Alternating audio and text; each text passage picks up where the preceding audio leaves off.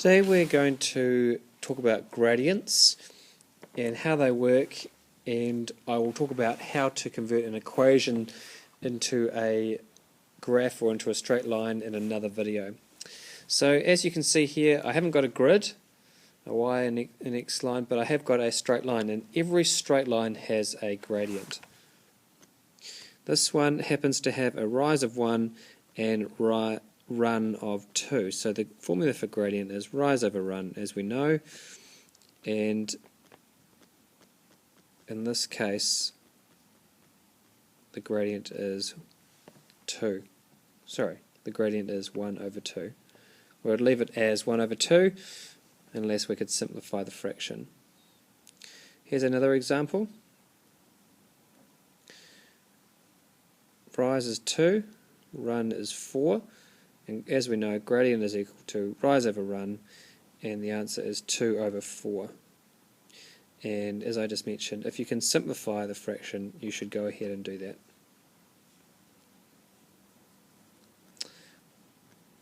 Notice that I could also have taken a smaller triangle, and rise over run is also equal to a half.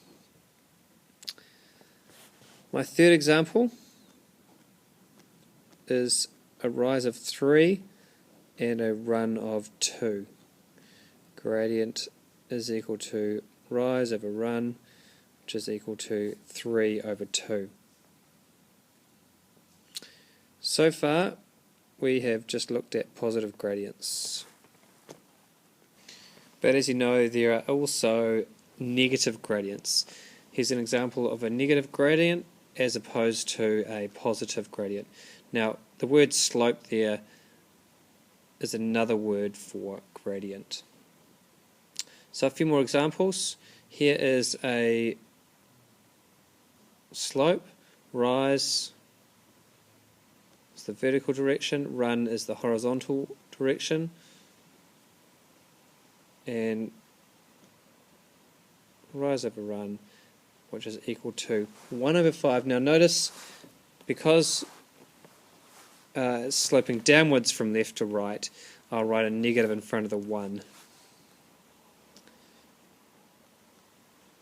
Another example, rise 2, run 3. No points for getting this one right. Rise over run equals 2 over 3. Here's another example. Notice that this example doesn't intersect obvious points, so I need to go looking for them, and I've just highlighted the 2 intersections that I'm going to use to draw my triangle.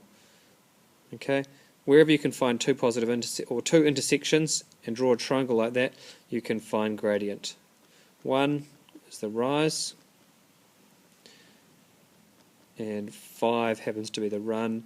Again, think to yourself whether this is a positive or negative gradient. I hope you can see that I'm going to need to put a negative in front of the 1 to show that it is a negative gradient or negative slope.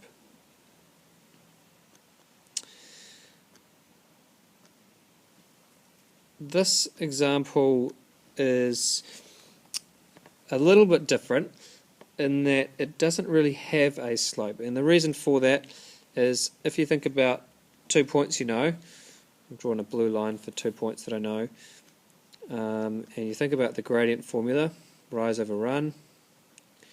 Well, the rise is 2, no problems with that, but the run, it happens to be 0. Now, as you know, in mathematics, it's impossible to divide by 0, and we get what we call an undefined amount. And we call this slope an undefined slope, and you should recognize it as a vertical line. And very quickly, a horizontal line in a similar explanation does have a gradient, rise over run, and it has a rise of 0, but this time a run of 2, and that actually is defined. We call that a slope of 0. Now, I have put in a axes into this next problem, but if you watch carefully, I will not use the numbers on the axes.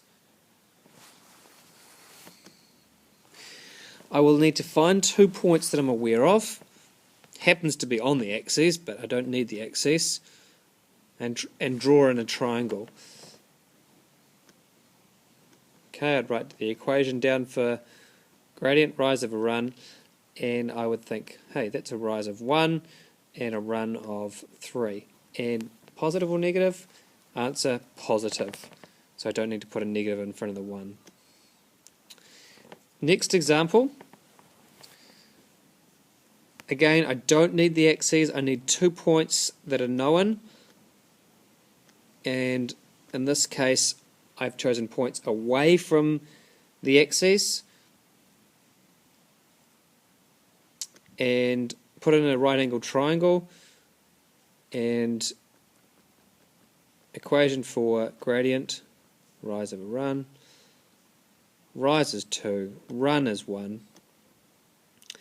However, it is negative, hence the negative in front of the 2, and in that instance, I probably should have simplified that, because anything divided by 1 is just itself, so the answer for that one would be negative 2.